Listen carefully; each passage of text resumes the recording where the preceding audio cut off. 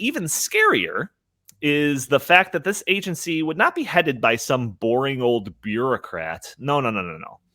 It's going to be headed by this crazy lady. Information laundering is really quite ferocious. It's when a huckster takes some lies and makes them sound precocious by saying them in Congress or a mainstream outlet. So disinformation's origins are slightly less atrocious.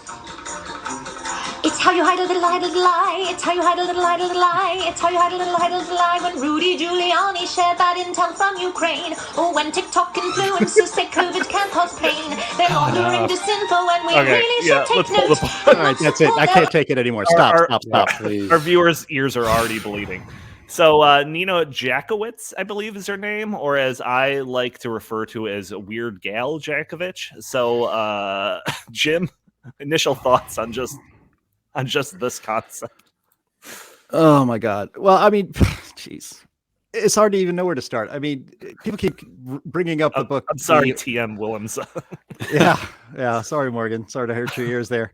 Look, the book 1984, people keep referring to that and we keep seeing things come true. I mean, this is like the ultimate of it. The protagonist, Winston Smith, what department did he work for?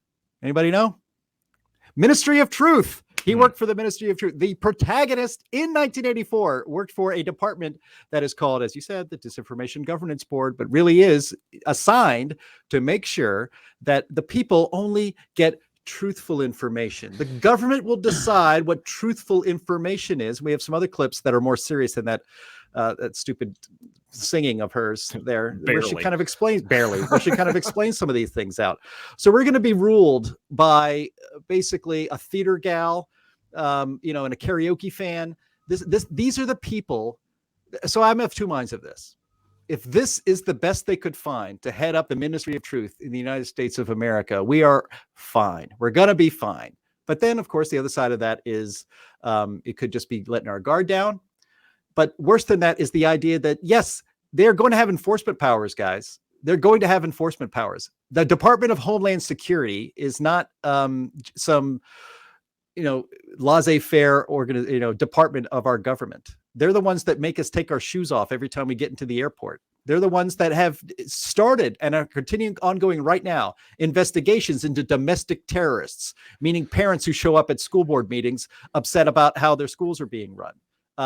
This is as scary as it sounds, and it's also absurd at the same time. And it's really hard to figure out whether you should be laughing, be crying, or be pissed off as hell. Yeah, Chris, I want to bring you in for your take on this, but we have a couple more video clips of her kind of showing, without a doubt, that she's not some objective, arbiter of, she just reads the encyclopedia and says, nope, you said that this was the longest river. It's actually this.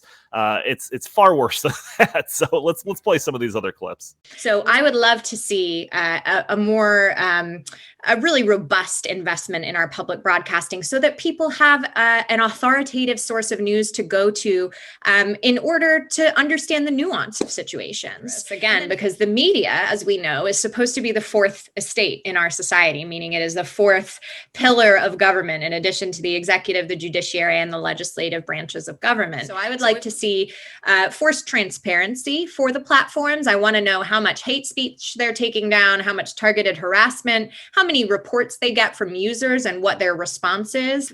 But there's a lot of other measures that have been floated around, including algorithmic transparency, understanding how the algorithms that show us certain content work, maybe reining in the level of micro-targeting that the platforms can do so that those sorts of things are all on the table, as is antitrust action.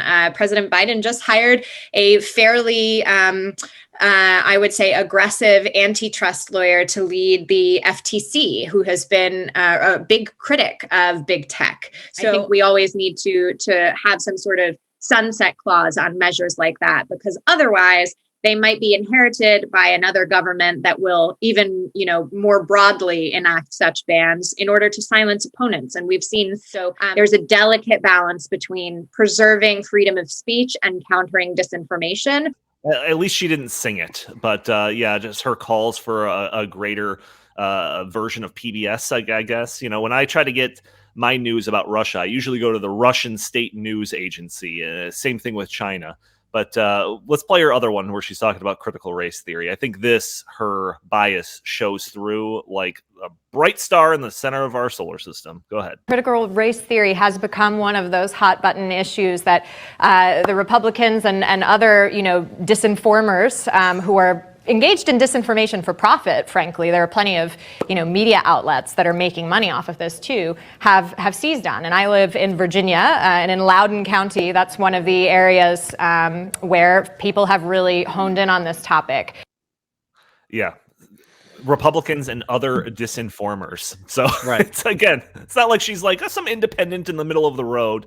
And in addition to this, and I'll bring it up for you guys to comment, I've got this article that you can see in the show notes, The Federalist, 6 dystopian things that the Biden Disinformation Board, Nina Jackowitz, has done. It talks about her comments when it comes to the Hunter Biden laptop and how this is just some type of Republican ploy or something like that for the election. There was that weird singing clip that we talked about. She called for censoring memes. She said that we should replicate the system in the UK of using literal police to police online speech and get people in trouble for that. She was on the complete wrong side of that Trump dossier story, disinformation story, and she also called insulting Kamala Harris a threat to democracy. So in all of these things, there's all of her direct quotes and everything. I had them listed out here, but we're greatly running short of time here. But you can go back and check out some crazy stuff. This lady is a lunatic. Chris, I've been teasing that you're going to get your input. Now's your time.